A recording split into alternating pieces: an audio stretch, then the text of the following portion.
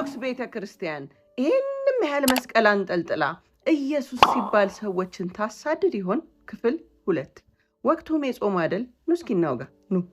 ታሪኩ የሚጀምረው ከ2000 ዓመታት በፊት ነው። በኢየሩሳሌም በጎልጎታ ተራራ ላይ የአዳምን በደል ሊሽር በደል የሌለበት ጌታ እንደ በደለኛ ተቆጥሮ ደዌያችንን ሊቀበል ሕማማችንን ሊሸከም ስለመተላለፋችን ሊቆስል የወሰነበት ወቅት ለሰው ልጆች በሰጠው የማዳን ተስፋ ቃል ከሰማይ ወርዶ ከድንግል ማርያም ስጋን ነስቶ ሰው የሆነው በምድር የተገለጠው ክርስቶስን ነበር አይሁድና የካህናት አለቆች በተመሳቀለ እንጨት ላይ እንዲሰቀል የፈረዱበት። በችንካር ተቸንክሮ በደም ተሸፍኖ በፈቃዱ ስጋውን የቆረሰበትን ደሙን ያፈሰሰበትን ይህንን መስቀል ነበር ታዲያ አይሁድ በትዕቢትና በቅናት ጥልቅ ወደሆነ ጉድጓድ የቀበሩት። ጉዟችንን ወደ 4ኛው መቶ ክፍለ ዘመን እናርግ።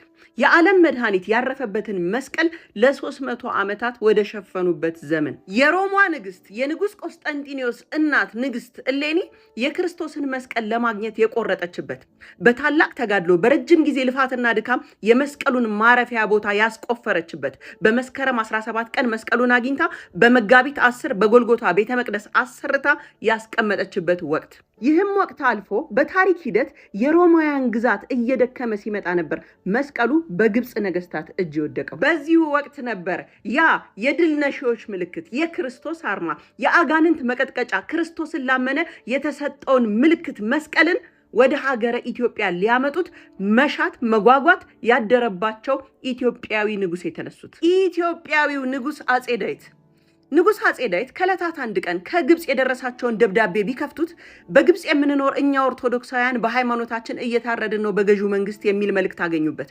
ታዲያ ብዙ ሺህ ሰራዊት አሰማርተው ለክርስቲያን ወንድሞቻቸው ሲሉ የዘመቱት ንጉስ ብዙን ሺህ ሰራዊታቸውን የግብጽ መንግስት ቢመለከት ነበር የተርበተበቱት። ግብፃውያኑ ታዲያ በተፈጥሮ ወንድሞቻችሁ ከሆኑ ክርስቲያኖች ጋራ በሰላም ኑሩ ሲሉ ነበረ ንጉሱ መልእክት ያስተላለፉት። ይህንንም ጥሪ ሰምተው ፈርተው ርደው ውሃውንም ይዘው አባይንም አስተው በጥማት እንዳይገሉን በውሃ ጥማት እንዳያጠፉን ሲሉ ነበር ከወንድማችን ጋር ከወንድማማቾች ጋር እንታረቃለን ብለው ለእርቁ 12000 ወቄት ወርቅ ለንጉሱ ዳዊት ያስረከቡት። የልባቸው መሻት የጌታቸው መስቀል የሆነው ንጉስ ታዲያ ንጉስ አጼ ዳዊት ወርቁን ከናሽከሩ መልሰው ነበር በሀገሬ ድርቅና ቸነፈር መብረቅና ነጎድጓድ ይረግብ ዘንድ የጌታችንን መስቀል ከቅዱስ ነዋያት ጋራ ስጡኝ ሲሉ የላኩት። አንድም ንጉሳውያኑ ወይም ደግሞ ግብፃውያኑ በፍርሃት አባይን ይዘው በጥማት እንዳይገሏቸው፣ አንድም በአክብሮት ለሃይማኖት ባላቸው ቀናት ሲሉ ነበር ግብፃውያኑ መስቀሉን በመስከረም 10 ቀን ለአጼ ዳዊት ያስረከቡት። በሰረገላና በግመል በበቅሎ መስቀሉን ይዘው ቢጓዙ ከበቅሏቸው ላይ ወድቀው ነበር ታዲያ እኚህ ንጉስ በሱዳን ድንበር ላይ ባሉበት ህይወታቸው ያለፈው።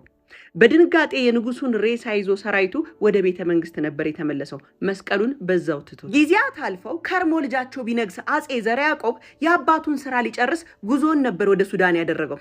ንጉሱ ህልም ቢደጋገምበት አንብር መስቀል የበዲ በመስቀል እያለ መስቀሌን በመስቀለኛ ቦታ ላይ አስቀምጥ በሚል ህልም ተይዞ ነበር ጉዞውን የጀመረው መስቀሉን በመስቀለኛ ቦታ ላይ ሊያስቀምጥ። የት ታዲያ እንደ ዛሬ አስፓልት ሳይለሰልስ መንገድ ሳይወጣ ትራንስፖርት ሳይመጣ ነበር ከሱዳን ድንበር ተነስተው በግር በበቅሎ መስቀሉን ይዘው ከረር እስከ መናገሻ እስከ እንጦጦ ማርያም እስከ ደብረ ብርሃን እስከ አምባሰል ድረስ እኚህ ንጉስ የደከሙት። መስቀሌን በመስቀለኛ ቦታ ማለት የት ነው? 7 ቀን ሱባኤ ነበር ንጉሱ የገቡት። በጸሎት መልሳቸው በብርሃን መሪነት ነበር እዚህ ቦታ ላይ የደረሱት። ከአዲስ አበባ 480 ኪሎ ሜትር አስፓልት በሌለው መንገድ በባዶ እግር በበቅሎ 9905 ጫማ ከፍታ ያለው ተራራ ላይ ወጥተው ሲያበቁ ነበር በመስቀል ቅርጽ የተፈጠረች እዚች ቦታ ላይ የቆሙት። በሐይቅና በመቅደላ በደላንታ በየጁ መካከል በበሽሎ አዋሳኝ ወንዝ ታኮ ነበር በወሎ ክፍለ ሀገር በአምባሰል አውራጃ ጊሸን ላይ የቆሙት። ባለመስቀል ቅርጿ ተራራ ጊሸን አምባን ቢያገኙ የጌታችንን መስቀል በድብቅ የቅዱሳንን ቅርስ የዮርዳኖስን ውሃ የዮሐንስን ስዕል አድርገው የቅዱስ ሉቃስ የእመቤታችንን ስዕል አድርገው የሐሞት መጠጫ የክርስቶስ የጌታችንን በዕለተ ዓርብ ኢየሱስ ክርስቶስ የለበሰውን አድርገው ነበር እዚህ ቦታ ላይ ማረፊያ ያሰሩት። እነሆ ዛሬ እቺ ቦታ የመማፀኛ ተራራ ትባላለች። ዘመናትን በጽናት ዓመታትን በብርታት እስከ እሴቷ እስከ እስከ ማንነቷ ይዛ የዘለቀችው ኢትዮጵያን ትመሰክራለች። ደብረ ነጎድጓድ፣ ደብረ ነገስት፣ ደብረ ከርቤ፣ ደብረ እግዚአብሔር፣ ግሸን ማርያም በብዙ ስም ተጠርታለች።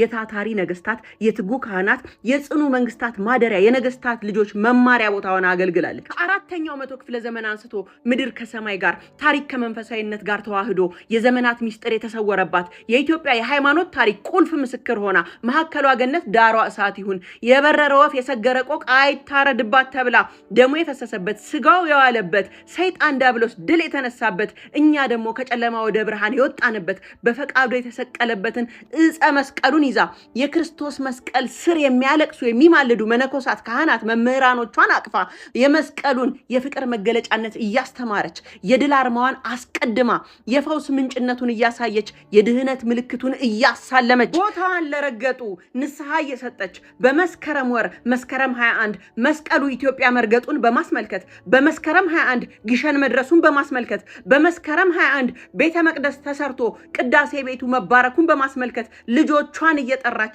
ኢየሱስ ጌታ መሆኑን እየመሰከረች ግሸን ደብረ ከርቤ ማርያም የጌታችንን የኢየሱስ ክርስቶስን አዳኝነት ከአራተኛው መቶ ክፍለ ዘመን ጀምሮ እየሰበከች እውነት ኢየሱስ ሲባል ይቺ ቤተ ክርስቲያን ሰዎችን ታሳድድ ይሆን?